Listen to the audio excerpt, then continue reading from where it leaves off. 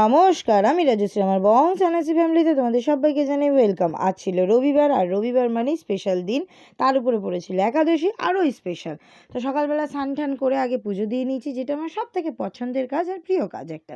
তো সেইটা দিয়ে নিলে আমার সব কাজ মনে হয় কমপ্লিট হয়ে গেছে। তারপর পুজো টুজো দিয়ে এখন একটা পার্সেল এসেছে। মা নাকি একটা পার্সেল অর্ডার করেছে, সেই পার্সেলটাকে খুলছিলাম।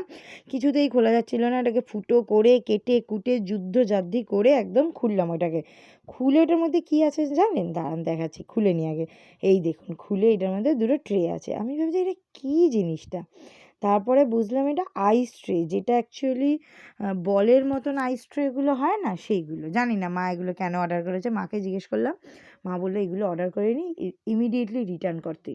তারপর আবার রিটার্নও করে দিয়েছি, কিন্তু কালার দুটো খুব সুন্দর এসেছিলো। যাই হোক, ওগুলো রিটার্ন করে এখন খাবার নিয়ে বসছি। সকালবেলার ব্রেকফাস্ট যেহেতু একাদশী, তাই নিরামিষ। হ্যাঁ, ফলাহার করি না, ভাতই খাই, বাট নিরামিষ খাই, ঠিক আছে। চিড়ার পোলাও করেছিল, বাদাম দেওয়াটা সঞ্জিতের আর বাদাম ছাড়াটা আমার। তারপরে খেয়ে দিয়ে বসলাম ক্যাপসিকাম কাটতে। আজ থাকবে না মা বাড়িতে, বাবা খেয়ে দিয়ে অলরেডি চলে গেছে। ভাইও আজকে কাজে গেছে, সাহেব মামা আর মা গেছে একটা ইম্পর্টেন্ট কাজে। তো সেই জন্য আর কি বাড়িতে নেই, তো আমাকেই রান্না করতে হবে বেসিক্যালি। তো সব সবজি আর কি কেটে কুটে এখন বসালাম পনিরটাকে ফ্রাই করতে।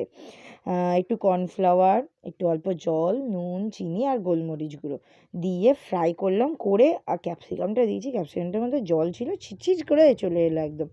তারপর ক্যাপসিকামটা হালকা ভেজে তুলে রেখে তারপরে দিলাম তেলের মধ্যে আদা কুচি, মানে একদম আদা ঝিরি করে কেটে আর লঙ্কা কেটে।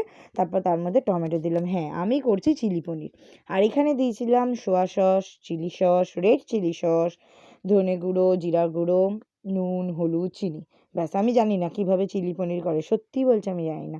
আমার খুব ইচ্ছা করছিলো চিলি পনির আর রাইস খেতে আজকে, সেই জন্য আমি আর কি করেছি। কিন্তু এতটা ভালো হবে নিজেও সত্যি জানতাম না। যাই হোক, এই আমার মতন প্রসেসে কেউ একদমই করবেন না। হ্যাঁ, যদি চটজলদি শর্টকাট মারতে হয় তাহলে অবশ্যই আমার মতন প্রসেসেই করবেন, কিন্তু যদি একটু খেটেখুটে করতে হয় তাহলে আমার মতন প্রসেসে করবেন না। যাই হোক, তারপর ভাতটা করে রেখেছিলাম, 80% মতন কুক করে রেখেছিলাম। তারপরে তেলে না, ঘিয়ে করেছি পুরো ভাতটা। ঘিয়ে ফোড়ন দিয়েছি হচ্ছে আদা কুচি, লঙ্কা কুচি, গোটা গরম মশলা আর তেজপাতা। আর এই পাশে একটু গাজরটা ভেজে নিচ্ছিলাম, কারণ ভুলে গেছিলাম আমি গাজর ভাজতে। তারপরে কিশমিশও দিয়ে নিয়েছিলাম। যাই হোক, অনেকটা কিশমিশ পড়ে গেল, মানে সঞ্জিতকে দিয়ে আমি কিশমিশ 10 টাকা নিয়েছি, 10 টাকার কিশমিশই পুরো দিয়ে দিয়েছি। যাই হোক, খেতে খুব ভালো হয়েছিল। যাই হোক, তারপরে এই যে এখন ভাতটা দিয়ে নিলাম, তার উপর দিয়ে চিনি অল্প করে, এই এতটা চিনি কিন্তু দিইনি। হ্যাঁ, আমার মা যদি দেখে একদম শুরু করে দেবে ঝগড়া আমার সাথে। যাই হোক, কিন্তু এতটা চিনি দিইনি, অল্প চিনি দিয়েছি, অল্প নুন দিয়েছি। একটু মিষ্টি মিষ্টি না হলে ভালো লাগে ফ্রাইড রাইস, আমার তো ভালো লাগে না। যাই হোক, তারপর ওটাকে একটু নেড়ে চেড়ে নামিয়ে রাখলাম। তারপরে এখানে ভাজলাম হচ্ছে বেসনে ডুবিয়ে কুমড়ো, আলু আর বেগুন। বেগুন ভেবেছি অনলি অন মানে কি বলবো, সঞ্জিতের জন্য। আর কুমড়ো আর আলু ভেজেছি আমার জন্য, না সঞ্জিত তো কুমড়ো খায় না, সেই জন্য। এই যে আজকের রবিবারে দুপুরের মেনু রেডি। ফ্রায়েড রাইস, না ফ্রায়েড রাইস বলা ভুল, গাজরের রাইস। গাজর ভাত, কুমড়ি, আলুরি আর বেগুনি, আর স্যালাড হিসাবে গাজর ছিল, আর শসা ছিল না, আর চিলি পনির, যেটা খেতে খুব ভালো হয়েছিল, খুব টেস্টি হয়েছিল, খুবই টেস্টি হয়েছিল। এখন সঞ্জিতের প্লেটটা বেড়ে নিচ্ছিলাম। এখন দুপুরবেলা খেয়েছে আমি, ভাই আর সঞ্জিত, আর কেউ ছিল না খাওয়ার মতন। ওরা সব এসে রাত্রিবেলা খাবে। তো যাই হোক, তারপরে এই যে খেতে বসে গেছি। এখন প্রচণ্ড জোর খিদে হয়েছে, সেই জন্য খেতে বসে গেছি। সঞ্জিত প্রথম বাইটটা আমাকে দিয়ে নিয়েছে, যেটা খেতে আমার খুবই ভালো লেগেছিলো। তারপর ওকে বললাম, দেখ আমি রান্না করেছি, কী সুন্দর রান্না করেছি দেখ। বলছে সত্যি ভালো হয়েছে। যাই হোক, ও ভাত খাওয়ার সময় কথা বলে না, তাই হাতে দেখালো, কিন্তু ভাত খাওয়ার পর আমাকে বলেছে খুব ভালো হয়েছে, খুব ভালো। আর আমার চোখ মুখের এক্সপ্রেশন দেখেছেন? ও টু গুড, নিজেই রান্না করে নিজেই বলছে খুব ভালো হয়েছে। যাই হোক, তারপর খেয়ে দিয়ে তো ঘুম দিলাম, টিভি দেখছিলাম, দেখতে দেখতে কখন ঘুমিয়ে পড়েছিলাম নিজেও জানি না।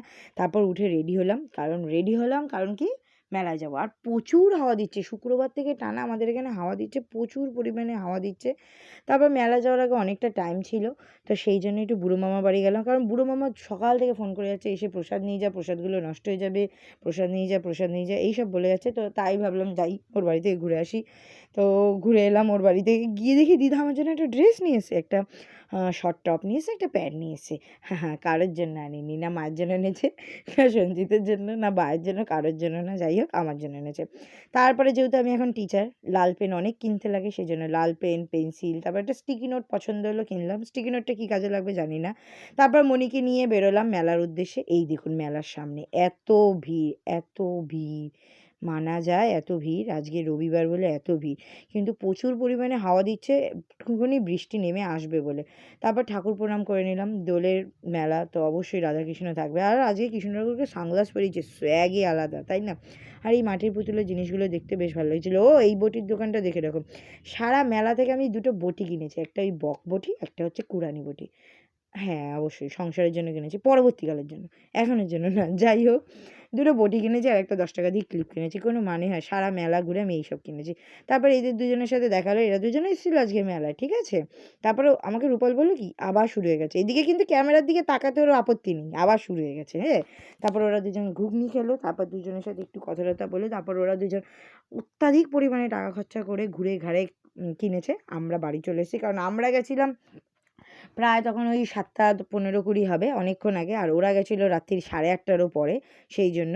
তারপর আমাদের বাড়ির সামনে চলছিল খেলা, তরুণ সংঘ মাঠে ডে নাইট ফুটবল খেলা।